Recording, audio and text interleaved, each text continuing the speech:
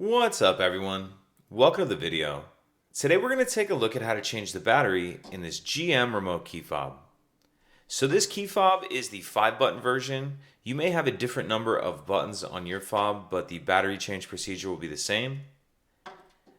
And this remote's going to use replacement battery CR2032.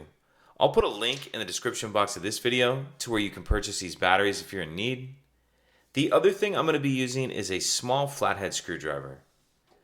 So if we grab the fob and we're holding it like this, and then we take a look down on the key ring on the bottom down here, on the one side we see this small little notch right here.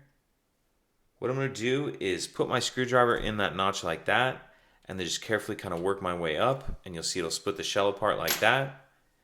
And then we can just pull the remote the rest of the way apart with your hands. Now we see the circuit board and the battery right here. The circuit board will just come right out like that.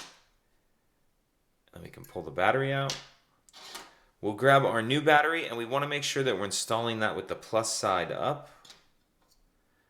Push that battery all the way in that holder like that.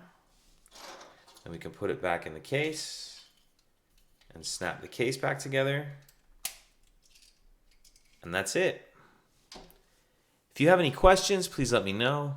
If you could take a second to like and subscribe, it helps us out, and I'd appreciate it. Thank you.